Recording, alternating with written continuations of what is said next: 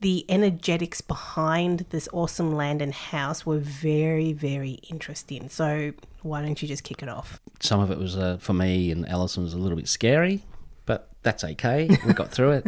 So pretty much I ended up at this place because I had a relationship breakdown before Allison, and I was pretty much homeless. I had to leave straight away. And I was doing some healings, and somebody that I knew quite well, I just said, look, if you know of anybody that needs a tenant, or, I need a place to live. And then she said, yes, leave it with me. And then she said, I've got somebody that wants somebody to live in a cottage in the Mount Dandenong. So I was like, oh, wow, okay. She said, look, it's a separate dwelling, but it's on the same land. So it's the main house, the cottage I was at, which was actually the family made it by hand. And then they made another one by hand. Beautiful piece of land overlooking Melbourne. It was stunning. And I was like, I've struck gold here. This is just... And the lady there, she was just beautiful. Whole family just loved them to bits. Very, very beautiful, nice people. So I finally got to move in. It wasn't big. It was probably, I don't know, I put it two rooms maybe. I turned it into 2 rooms and then a kitchen and a little laundry and bathroom and a living area. But it was just a magical place. Yeah, absolutely. Yeah. And then when Allison saw it, she's like, oh, my God, this is amazing. This is so beautiful. And because the walls are not your everyday wall. The walls were made out of stone. yeah, stone. Yeah. The whole place was made out of stone, handmade. Yeah, it was absolutely amazing. Yeah, slate floors. It was definitely like a man cave. Yeah, it had like hobbit windows. It did. That's right. And I had my own backyard, big backyard, and I had another seating area, and there was a pool below me and stuff like that. So it was really, I was just like, oh, this is going to be amazing. Mm-hmm. So anyway, I ended up being there for 4 years. Yeah. And during that 4 years, it was probably the most biggest wake-up call for what goes on behind the scenes than I think I've ever experienced my whole life. Mm-hmm. I don't think... we've experienced a lot, but living on that property, there was a lot going on. Yeah. So Allison didn't live with me at the time. No. No work, no money. And this would have been a couple of years or 3 years being there. And all this stuff just started playing out. So I started tuning in to find out what was going on. And then next thing I found out that there was 2... I don't know how to express this, but there was we call them black monsters, living at the front of the property, facing the dirt road. Mm-hmm. And we just thought there was just one at start, and it was like a black creature. This one was probably 7 foot tall, and didn't know that was the bubby of the other one, who was probably 10 foot tall.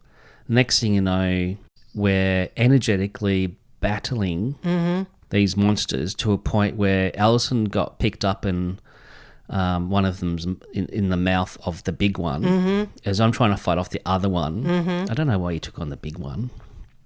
I have no idea either. I don't know. You're just a Wonder Woman, aren't you? I don't remember. So this is playing out behind the scenes energetically through our third eyes. Yeah. So we had to fight these things off, which were... because this property in this particular neighbourhood had a lot of colonial stuff playing out back in the start of Australia times. Yeah. So it had a lot of history and a lot of stuff playing out, like so much stuff playing out. And we didn't take notice at the time when we were living there. It's like, you just want to do our own thing, and the energetic stuff, it's like, just leave it alone. Anyway, so we're fighting these monsters off, and then I had family from Spirit come and help as well. So there was like 5 of us, 6 of us fighting these bloody monsters in the front of the property.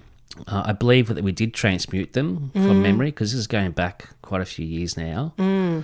And I don't know how to express to you all how it just taxed me. Yeah. And I felt like they were sucking up the energy. I felt like this place was harvesting my energy and my finances. I know it's hard to understand, but it just the property, or the energy of the property, just really dwindled my resources energetically. So therefore it played out physically through work, no work, no classes, nothing. Everything just dwindled. Yeah. It's like it just changed. Yeah, because we need to understand that there are energy harvesters out there, whether they're people or it's a hole in the ground. There are energy harvesters out there that actually do take your energy. And when they do take your energy, that can relate to finances or physical health or anything along those lines. So for Jayson, when he was going through all this stuff, he was being harvested on an energetic level, but it actually did filter through to your physical level as well. Yeah. I started meditating probably 5 hours a day. Yeah. Had pretty much no food. Yeah. Except for Allison bringing some pies and pasties around, doing what she could because she was working in a bakery, so she was a big help. But I pretty much just slowed down my eating, started to stock take food, and living off Weet-Bix as well and stuff like that. And I thought, well, I'm just going to meditate. I'm just going to change my frequency to a higher frequency, see if I can move past this. Then we had a couple of sessions with Chris Jacobs, and he went into what was going on. And what we found out as well, that there was some trapped colonial or convicts that were coming back. That's right. That came on a boat, and they were trapped on the land from memory.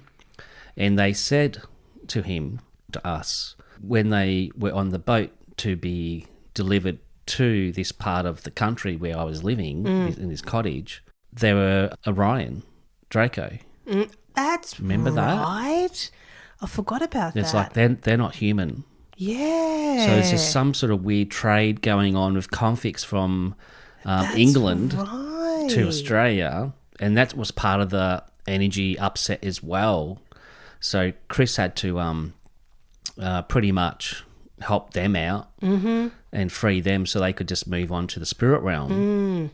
And they said, Jace, this same thing's happened to Jayson. That's one of the reasons why he's here. So it was all like a bit of a prison for me there. Visually, this place looked amazing and beautiful, but energetically, it was a bloody nightmare. Yeah.